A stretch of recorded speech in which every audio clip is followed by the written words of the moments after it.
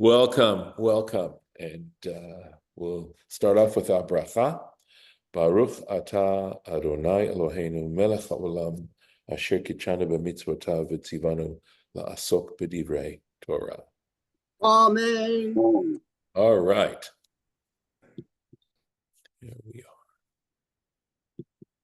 So it would appear that we have gotten through almost all of Shlach Lecha of next week's Parsha, which is pretty amazing to me.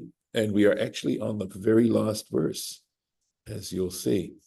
Yep, that's the last verse. This is where the Parsha ends. So the last part of the Parsha of Shlach Lecha deals with tzitzit, deals with the law of putting fringes on our garments. And we're into this is also the third paragraph of the Shema, of the declaration that we have called the Shema. There are three paragraphs to it, and this is the third paragraph, which is from Numbers. The other two are from Deuteronomy, and this is how it ends. Ani Hashem Elokeichem, I, the Lord, am your God. Asher hotzeti etchem, who brought you out, in that I brought you out. Me'eretz Mitzrayim, from the land of Egypt. Liot lachem l'Elohim, to be for you a God, right, as the God. Ani Hashem Elokeichem, I, the Lord, am your God. So while this may sound poetic, Rashi is going to try and help us understand better all this repetition and from a legal position, what is it trying to tell us? Why is it stated the way it is? So here we go. So when it says Ani Hashem, I am the Lord, right there at the beginning, right? Ne'eman l'shalem schar, I can be relied on, ne'eman, faithful, to pay reward. In other words, the Hashem is that part that says, I will reward you for being loyal to me and observing my mitzvah. What about Elokeichem, your God, ne'eman lehipara? I can also be counted on to requite, to punish, if you choose not to behave right. And, I've been sort of reflecting on the fact that as human beings, we are so tempted, right? I mean, the idea of doing improper behavior is so tempting. And there are reasons, obviously, for that are built into us. One reason would be that when we're able to overcome it, there's merit to be gained, great merit to be gained in that, self-respect, and way beyond that.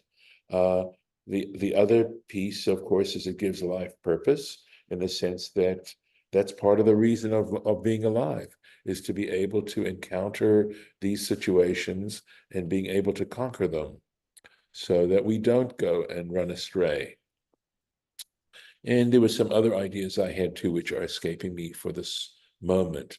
Oh, okay. So the one other thing I just thought of it. Yes. I'm sorry. Diana, did you have a question? Was that you? I was cooing at my cat. Let me mute myself. Okay. All right. Okay. So the other reason is that we're told these things, right? About God, being able to be relied on to hold us accountable, is that having those sorts of thoughts, there's a possibility that in keeping that in mind, we will avoid stumbling into doing things that are self-destructive. But in fact, this whole paragraph is really about providing us this mitzvah, that tzitzit, as a reminder, because sometimes we need these kinds of reminders. So going on with the analysis and the deconstruction of this verse. Asher hotzeti etchem, who brought you out, right? Al menat kain, it was for this very purpose that paditi etchem, I rescued you, shetikablu alechem gzerotai. In other words, that I rescued you so that you would be willing to accept upon yourself my edicts, right? So a gzera isn't just things that make sense, that avoid self-destruction, but also those elements of divine law that aren't necessarily rational. For example, keeping kosher. That would be one of the reasons. But the idea of feeling that our lives would have been different had God not rescued us from Egypt, and that we are in fact deeply, deeply, deeply indebted to God for that. And I know that there are cultures where if you save someone else's life, that person now, in a sense, becomes your slave. It's very similar to me, to the maritime law. I'm trying to think of of salvage, right? Where if you happen to abandon a ship in the middle of the ocean and somebody else comes and is able to salvage the ship, it is theirs. It is theirs, because the assumption is you would have lost it entirely. It ceased to be your property. So going on, sort of similar, I'd say. Right. Ani Hashem Elokechem, and then of course it goes here, ends up with this, right? Right. In other words, I rescued out of the land of Egypt to become your Elohim. And as I've realized that element of Elohim is the part that of our acceptance of the divine, right? It's one thing to believe in the divine. It's another thing to accept the divine as your commander, as your sovereign. So, and then it ends, of course, Ani Hashem Elokechem, I the Lord am your God. So this is from the Sifrei. Od lama ne'emar. So in other words, why is this repeated? Why is this stated? Kedei shelo yomru Yisrael. The reason for this, and it's interesting, is that so that the Jewish people won't say, Mipnei ma amar hamakom, right? So on what reason has right, or rather, is it not the case that God has said to us, makom, the place, capital P, right? Lo shene'asa v'nitol schar. Did he not say these things to us so that we would do it and accept reward? In other words, isn't the purpose that God gave us these mitzvot so that we would receive a reward, right? Anu lo osim, so there's an alternative. We won't perform them, velo nitalim sachar, and we won't take any reward. We're willing to forgo the reward that comes with following the mitzvot. So, these mitzvahs were given to us so that we'd be rewarded for doing them. So it's a choice, right? Free choice. So we'll choose not to do them, and that way we won't have to bother. We don't care about the reward, right? Al korchachim. So God is in a sense saying, "Oh, contrary, just the opposite. It's not what you're thinking. Ani malkachem. I indeed am your sovereign. V'chein hu omer, and likewise. So that's this. I, the Lord, am your sovereign. And elsewhere it says in Ezekiel chapter 20, Im lo beyad chazakah, right? If not for the fact that with a strong hand, etc., imloch alechem, and there it says it very clearly, I will be sovereign over you. So that's one reason for this repetition, so that you don't think this is a free pass if you want, right? No sweat. Right? No penalty. This isn't a no penalty situation. Davar acher, another interpretation. Lama ne'emar yitziat Mitzrayim. Why does it specifically mention the exodus from Egypt? This is why. Anihu, I am the one, that is, God is the one, shehivchanti b'Mitzrayim, who checked in Egypt. In other words, I was able to distinguish in Egypt, ben tipa shel bechor, between the drop, literally, of a bechor, of a firstborn, l'she'ena shel bechor, from the one who was not a firstborn. In other words, even, I imagine by drop, he's talking about the conception, right? The sperm, possibly, etc. That God is able to make that distinction because only the firstborn were slain in Egypt, only the firstborn, right? Anihu atiz. So if you know that, and if you realize that God was capable of that back in Egypt, Anihu atid, I am the one in the future. Lahavchin ulipara, ulipareya, to again make a distinction, to be able to determine, ulipareya, min sorry, yes, sorry, tole kanat, sorry, kalat ilan. Forgive me, I'm having some difficulty in reading the Hebrew here.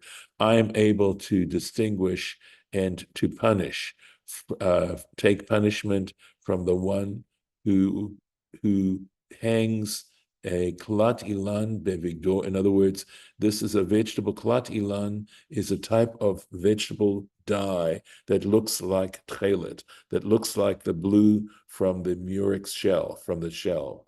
And I can tell the difference between someone who uses that vegetable dye to make his tzitzit for Omer Tchelet Hu, and who says, oh, this is Tchelet, this is actually the real thing, the Tchelet. I'm going to be able to tell the difference between that. In other words, I suspect has this got something to do with hypocrisy, and that God can see the difference. So that's another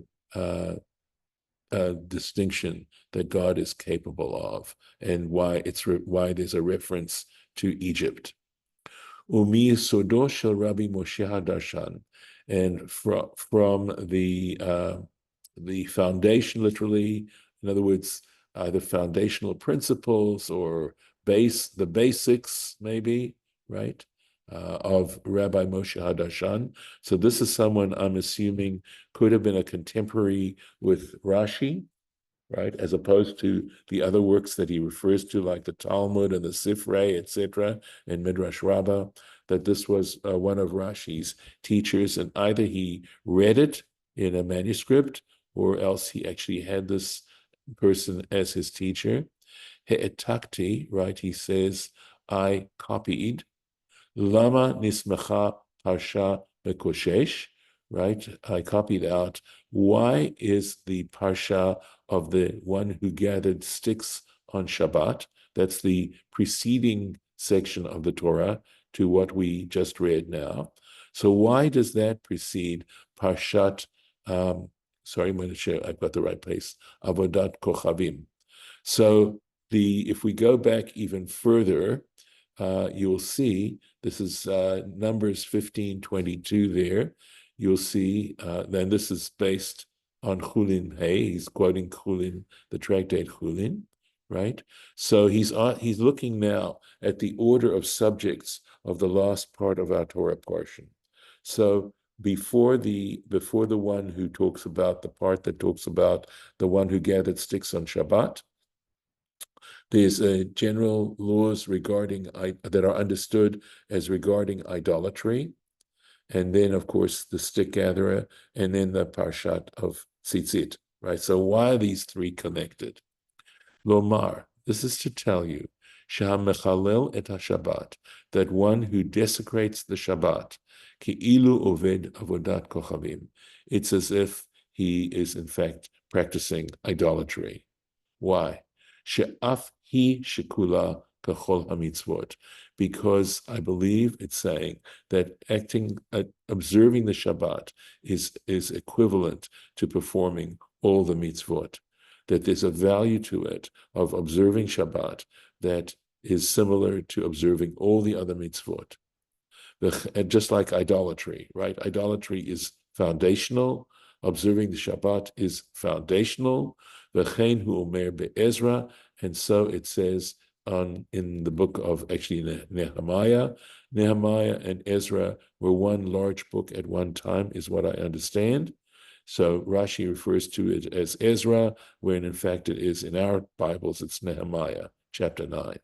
And this is the quotation, Al Har Sinai Yaradata, and on Mount Sinai you came down, Ve'titen le'amcha, and you gave to your people Torah or mitzvot, the Torah, the instructions, and the commandments, Ve'et Shabbat kodechecha, and your holy Sabbath.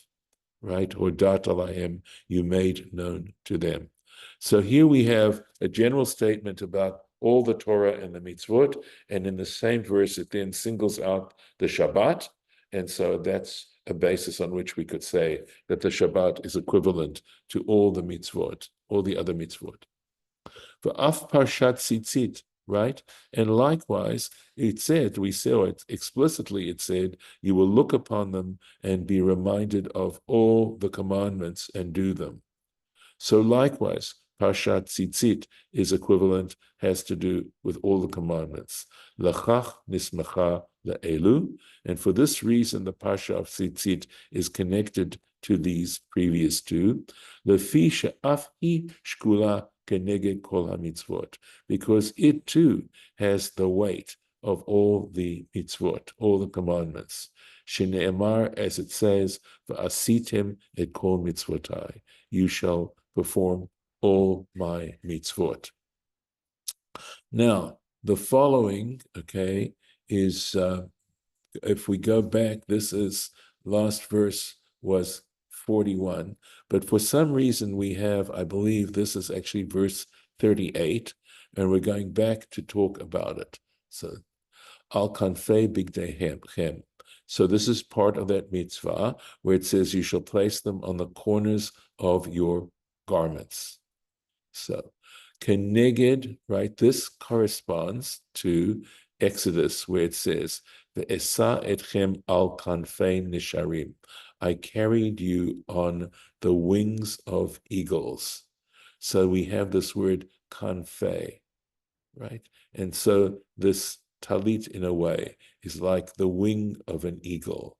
But the word knaf, which can also mean a corner, also, this very same word can also refer to wings. Al arba kanfot, okay, and then it says on the four knafot, on the four corners, velo ba'alat shalosh, okay, and likewise, and not if for some reason this garment is triangular, it does not get tzitzit, velo ba'alat chamesh, and if this garment has 5 corners, right, it is only 4 corners, literally 4, not more, not less. And again, quotation from the Gemara, Zavachim, page 18.2, the B-side, Ritzono lomar. So here we have what would appear to be an editorial explanation. What he means to say is, She'ein osin chamesh tzitzit, the chamesh kanafot. You don't have to make 5 tzitzit, 5 fringes for the 5 corners, ela arba ba'arba kanfot, but only 4 fringes for 4 corners, ameruchukot, which are distant from each other, those corners.